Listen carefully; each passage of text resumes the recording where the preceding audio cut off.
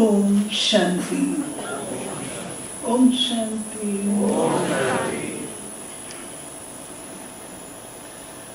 आज का बलिष्ठ मंच, सभा में उपस्थित प्यारे रूहानी भाइयों और बहनों,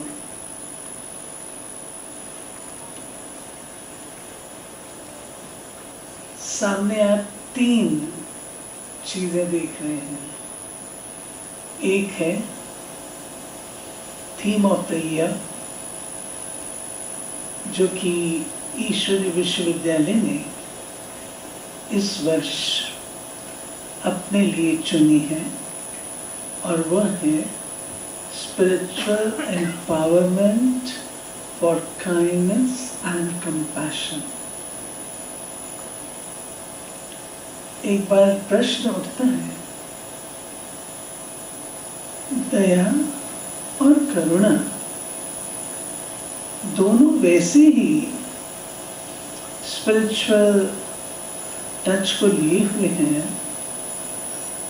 परंतु इसके लिए भी स्पिरिचुअल एम्पावरमेंट की क्या जरूरत है?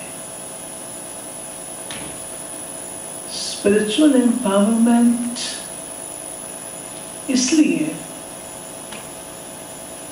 कि जब तक हम एक दूसरे को ये लिमिटेड, जो हम आत्माओं को ये देह मिली है अपना पार्ट प्ले करने के लिए,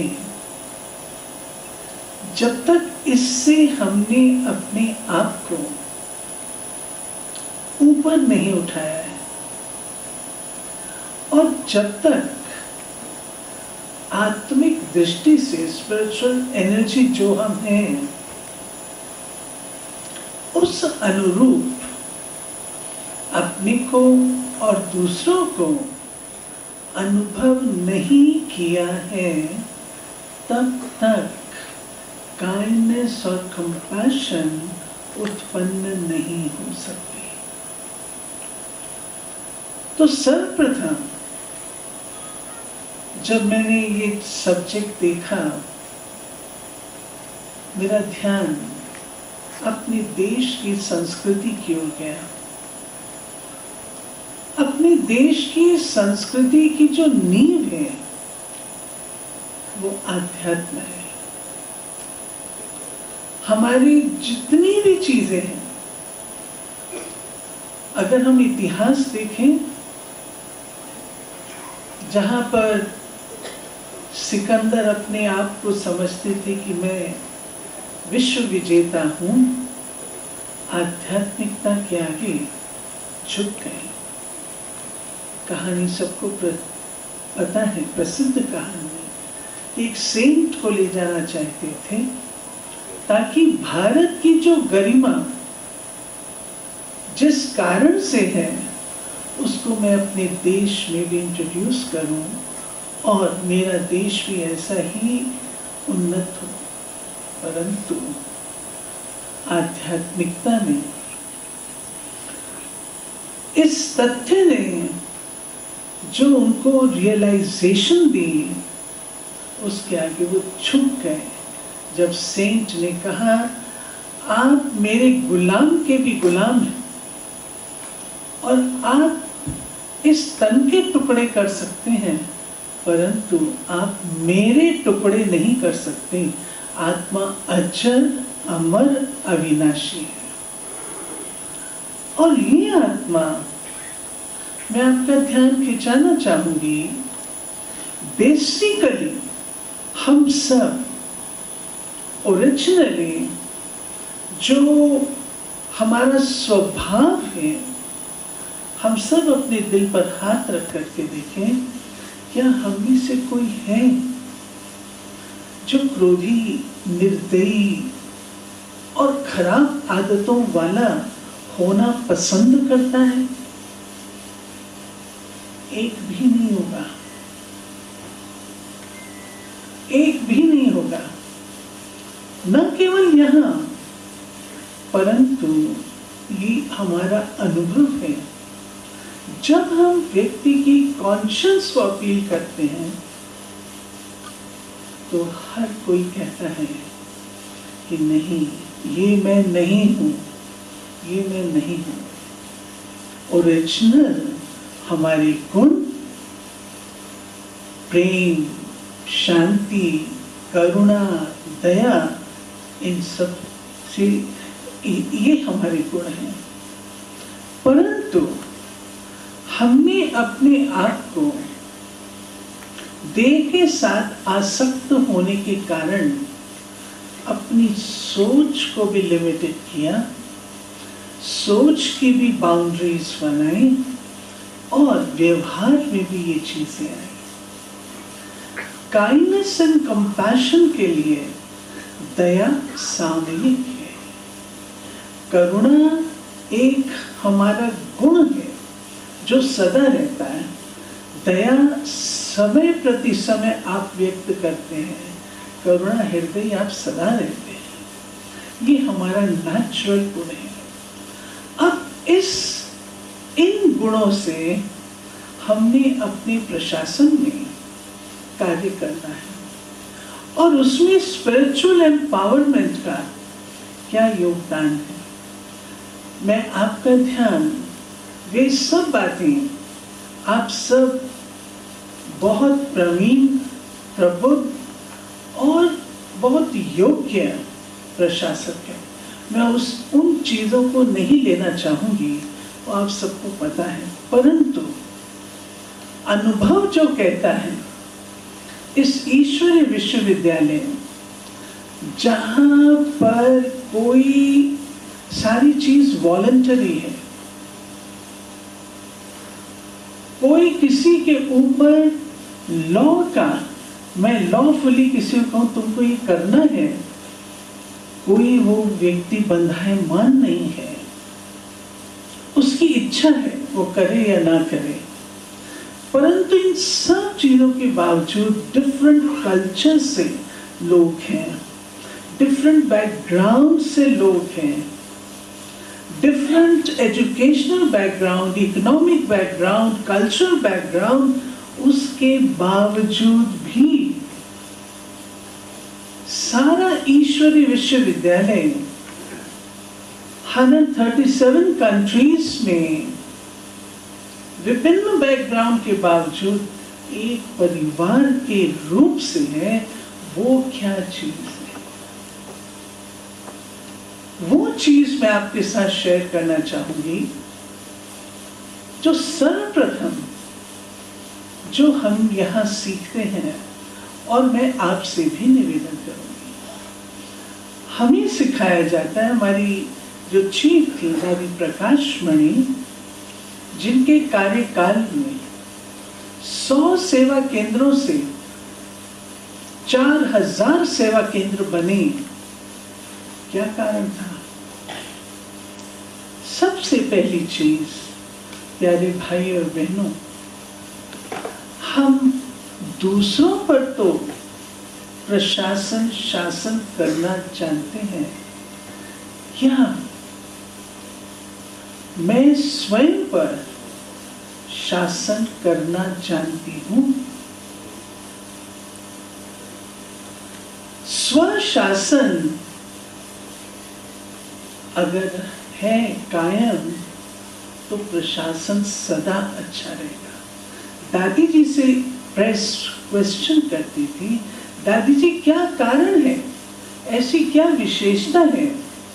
दादी जी कहते थे, मैं प्रशासिका नहीं हूँ, मैं स्वशासिका हूँ, मैं स्वयं के ऊपर काम करती हूँ तो वो काम भी मेरा होता है। 2 पावर्स जो हम कार्यक्रम की शुरुआत में भी सुन रहे थे, मेरा मन, जिसको हम कहते हैं मेरा मन, प्यारे भाई और बहनों, दिल पे हाथ रख करके पूछिए, वो मन आपका है? आप कहते मेरा हाथ, इसको आप कहते ऊपर उठने को उठता है, नीचे आने पे नीचे आता है। मन मानता है कहना,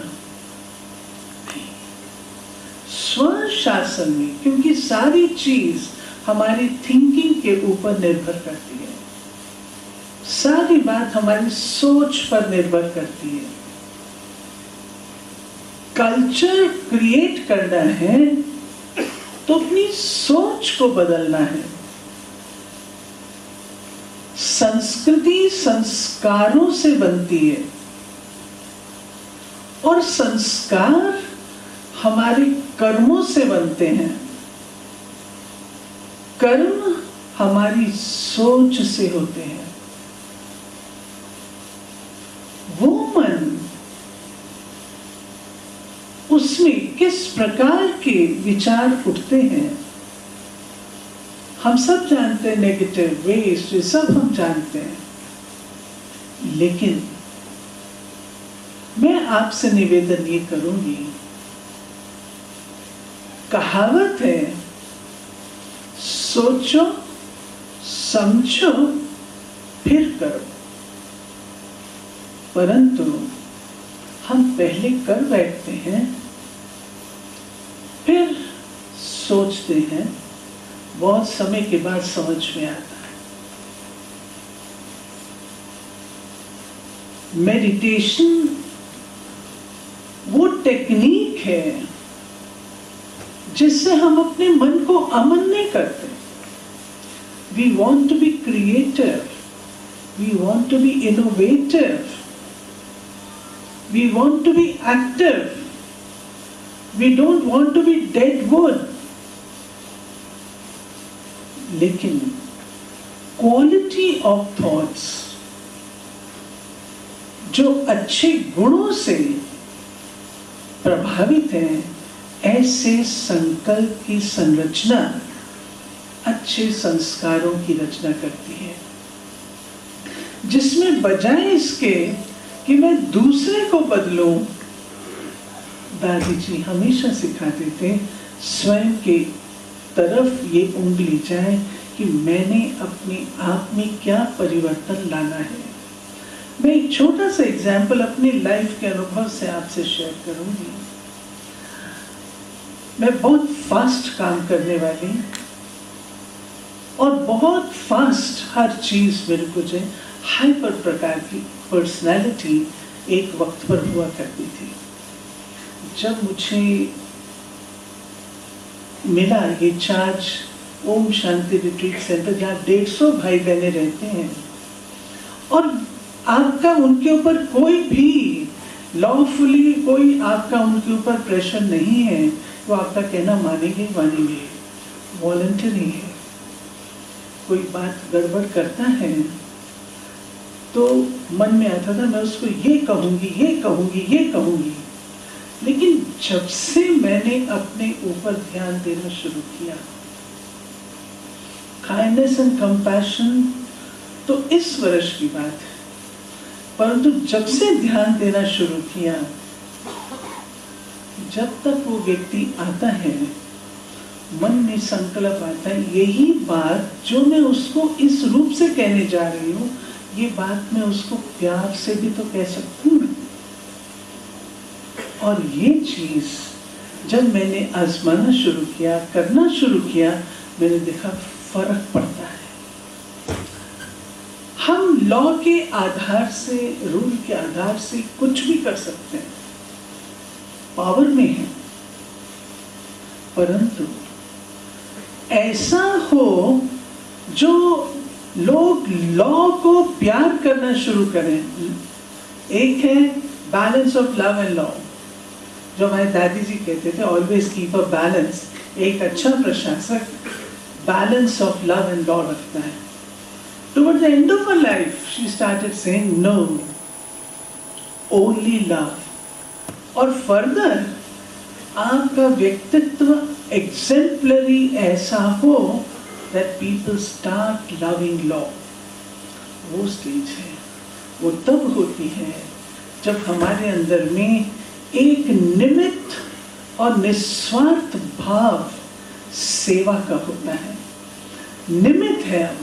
जब हम निमित्त हैं, ट्रस्टी हैं तो मुझे अपने काम को एक्यूरेट करना है, मुझे अपने कर्तव्य परायण रहना है, अपने कार्य के प्रति समर्पित रहना है, परंतु साथ ही साथ निमित्त समझ के अनासक्त वृत्ति के आधार से अपने कार्य को करना है। ये बात हमारी श्रीमद् भगवत गीता में भी कही है।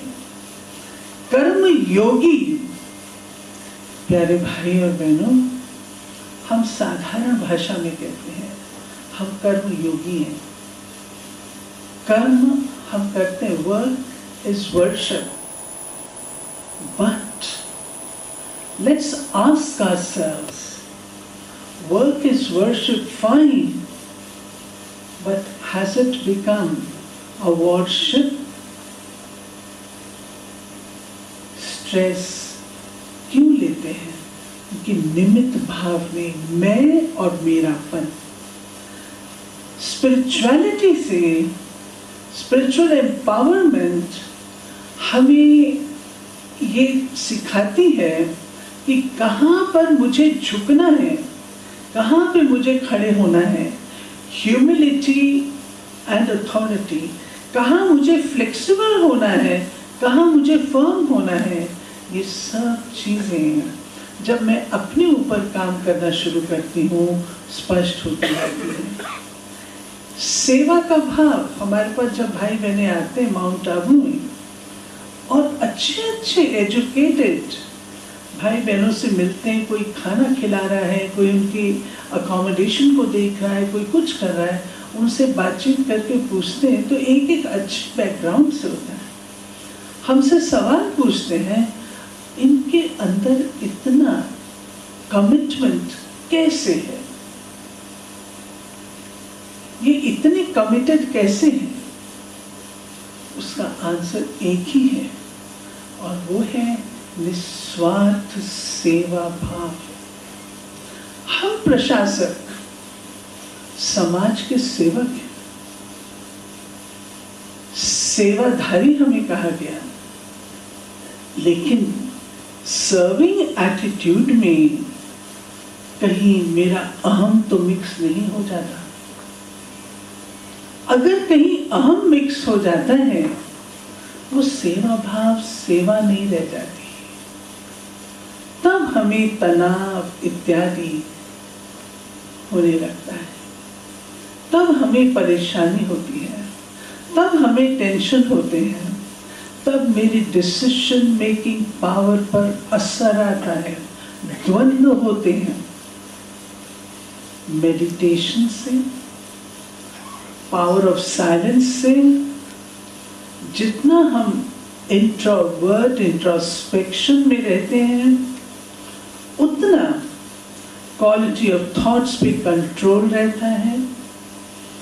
जो चीज मुझे एनालाइज करने, मेरी एनालिसिस की कैपेसिटी बढ़ती है, डिसीजन मेकिंग बेटर होती है। जिस पर मैं अधिक समय लेती थी अब वो समय कम लगता है। इसी रीति से एक चीज जिसको हम बहुत कम अलाउ करते हैं काम करने को, वो है इंट्यूशन। मेडिटेशन में, साइलेंस में स्थित रह करके जब हम कोई समस्या को, कोई कार्य को, कोई फाइल को अपने सामने देखते हैं, 2 मिनट साइलेंस में बैठे, अनुभव कहता है वो बात जो एक्यूरेट होगी वो आपके माइंड को स्ट्राइक करेगी। Your intuition starts working. और इंट्यूशन को हम लोग इतना समय दे नहीं पाते। क्यों? We are totally engaged. मैं आपसे निवेदन करूंगी कि यदि हम अपने कार्य में थोड़ा सा साइलेंस को स्थान दें। साइलेंस से स्थान का अर्थ ये नहीं है कि हम अपने कार्य में एकदम ऐसे बैठेंगे, नहीं। जब हम आते हैं ऑफिस में, शुरुआत करें साइलेंस से, 2 मिनट की साइलेंस। इंपॉर्टेंट कार्य आपके बुद्धि में इमर्ज होंगे। दूसरी बात, बीच बीच में अपने आप को फिर साइलेंस में ले जाएं। Deep silence, it is relaxing, और कहते हैं माइंड को रेस्ट देती है।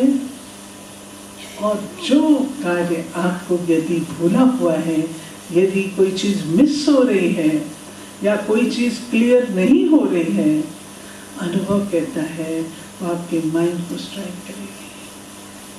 साइलेंस वो चीज है जिससे हम अपने आप से मुलाकात करते हैं।